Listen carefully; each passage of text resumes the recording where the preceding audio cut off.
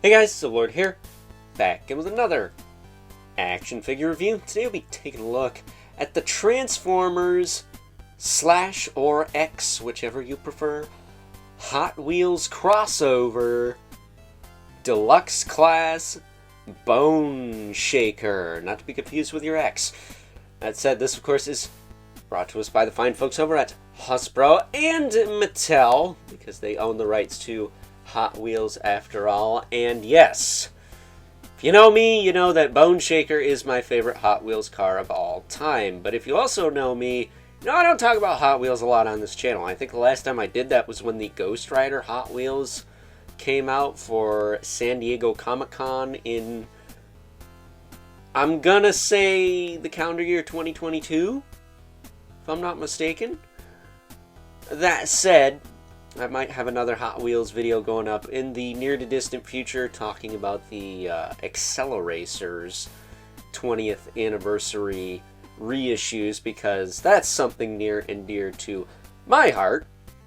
But we're not talking about that today. We're talking about Bone Shaker, and despite the fact that he looks evil as hell, he is an Autobot. Then again, the Deluxe Class Big Daddy from the 2007, what is it? Reveal the Allspark or something. I forget what it was called, but the figures had a lot of light blue accents and pieces on them, particularly in the joints, like elbow joints, shoulder joints, knee joints, hip joints, stuff like that. Power of the Allspark might have been what it was called. But he was like a black hot rod with flames on it. Looked pretty gnarly, but he was an Autobot too. But at any rate, why don't we cut right to the chase and get into the meat and taters of this review and take a look-see at all Bone Shaker has to offer in terms of accessories. We get a pretty lame club weapon. It's supposed to be a shifter, which is cool, but I'm curious if a Mythic Legion's head will fit on that. You know what? We do have one. It's a bit premature of me to be bringing out Bro Man, but is this you know, not for nothing, you could almost fit this on here. I'm not gonna do it because that ball peg is ever so slightly bigger than the Mythic Legion's ball peg, but maybe if you had like a brute scale head, that would fit. Although maybe they use the same size peg. Either way, that is a ball peg, if I ever saw one. But it is meant to be kind of like a club. It does fit in his hand, like so. You can do that. That's all you can really do with it. So nothing crazy. Kind of wish he came with like guns that turned into pipes or something instead, but it is what it is. It's better than nothing, I suppose. I didn't think he had any weapons. But looking at robot mode here, there are some things I like the fact that his head has the face shield on it instead of the I thought he was going to have a regular face, but instead he's got a face shield, which is my preferred look for Transformers. And not for nothing, his head kind of reminiscent of the Decepticon symbol with the crest in the middle there that points up. He's got the big skull on the front, looking pretty cool there. He's got shoulder pads essentially that will move out of the way. They do kind of just rest on top of the arms, but you can move them out of the way however you see fit. They just hinge though, and then these pieces do kind of, these are the pipes for the side of the vehicle mode. They just kind of hang there, hang off the back, and that's cool, I guess, but it would have been nice if these just came off and maybe plugged onto his forearms or something, because he feels a little thin in the lower arms. I think his forearms could have been bigger. Maybe not like Popeye forearms, but something a little bigger than that. That's what she said. Then we got the legs, which, you know, I do wish these sections with the wheels were like down here instead of up here, like right where his kneecap is, or like folded in front of the kneecaps or something, because the back of his legs is kind of hollow, and it would have been nice to just have these like swivel down and fold back. That way you kind of cover those gaps up. And then, not for nothing, this is actually not how his legs are supposed to look with these feet here. I actually did that as a mod. You're supposed to just keep these folded up. And he's supposed to have like trunk legs. Like that. And then you do this. You flatten the heels out. And he does stand like this, but it does give him like Frankenstein shoes. Like there's the top of the toe, and there's the bottom there where my fingers are. And it looks kind of funky, but you know, it's, at the end of the day, it's not perfect by any means. It could have been a lot better. I think they should have made him a Voyager class along with the twin mill, just to put a little bit more into these. That way they could have maybe had this piece fold up on the back, because it just kind of sticks out. Or these pieces could fold up on the back of the legs. We could have had like a toe flip out of this.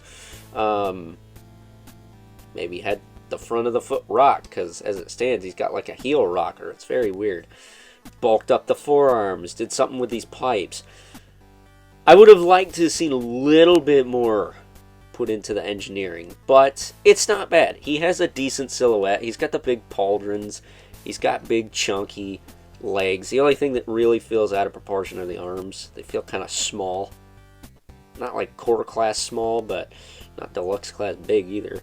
But as far as articulation goes, his head can actually look up really, really well.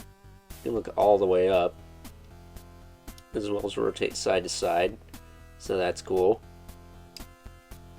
Shoulders, if you pop these out of the way, you can get them all the way up.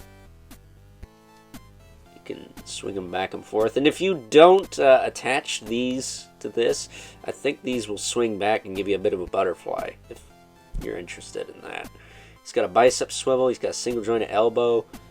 Hinge in the wrist. Just kind of folds up halfway.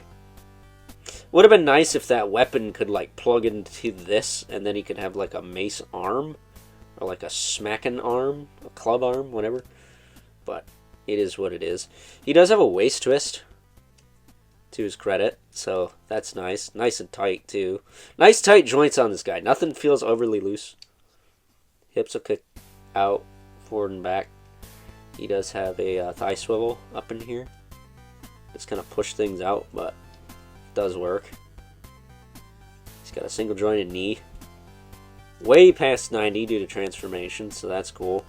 And then, like I said, he does have like an ankle tilt, but it's literally the ankle. It's not like the front of the foot, so it's a little awkward.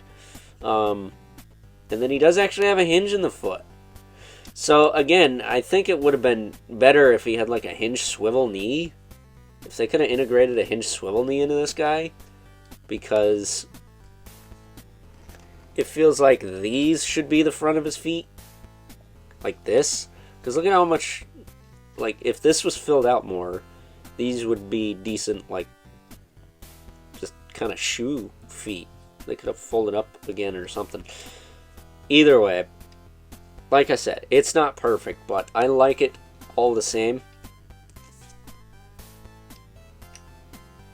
And I might be swayed, I'm probably gonna be swayed, to put him on my top figures of the year list, just because of what it is. And you know me. You guys know me in crossovers. I'm kind of over it at this point.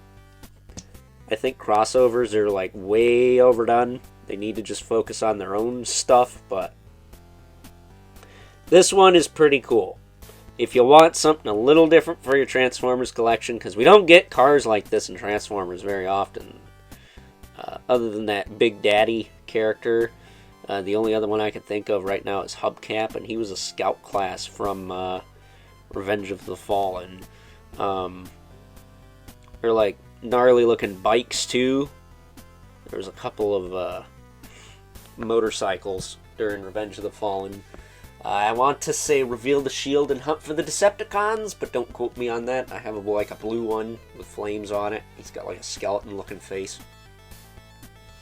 So we get like some pretty cool like 60s style vehicles, but not very often at all. But before I wrap this up with you-know-what, let's bring in our two regulars, the Mythic Legion's Brother Mandibulith, whose head is back on his neck, safe and sound, as well as the infamous 11th Spawn, who, as usual, towers over everyone, because, let's face it, he just does. So with that being said, it's time now that we wrap things up with some final thoughts. Overall, and let's not get it twisted, this is not, and I mean not, a perfect figure. There are some things I wish the fine folks over at Hasbro did a little differently as far as transformation and the final result of the robot mode is concerned. However, because it is my favorite Hot Wheels car, period, no questions asked, that also happens to turn into a pretty awesome looking robot despite its flaws, I'm going to have to say that this guy is definitely going to be eligible for my top 13 action figures of 2025. That's right, I said it. What you gonna do about it, cuz? So that being said, before we wrap this thing up, why don't we get this guy transformed into his vehicle mode. And as promised, here we have good old Bone Shaker in his vehicle mode, which is, of course, the Hot Wheels car known as the Bone Shaker. And in true, well, car or truck or automobile transformer fashion, you can roll him back and forth. Whee! And since I have so many, because it is my favorite Hot Wheels car after all, figured I'd bring in an official Mattel Hot Wheels Bone Shaker to compare him to, and yeah, you can see that it is essentially just an upscale version of the legit Hot Wheels car. Pretty cool. That said, if you want to know what Bone Shaker this is, I'm guessing it's from some program or something. It doesn't have rubber wheels or anything, it's just a standard Bone Shaker Hot Wheels car, die-cast body and whatnot. That said, we do have his weapon still, this little, it's basically an 8-ball shifter with some spikes on it. But I'm not sure where this goes. It's got a peg right here, which I assume is supposed to tab in somewhere, but I can't find it right now, and I'm a bit tight on time, so we're just gonna put that off to the side, because even without that attached, it's still a really cool vehicle mode. It probably looks better without it, to be honest with you, but like I said before, little kid me would have loved this, because as a kid, I love both Hot Wheels and Transformers, and to have a Transformer, my favorite Hot Wheel, would have just blew my little frickin' mind. So, with that being said, hope you guys enjoyed this review. Until next time, I'll catch you guys later.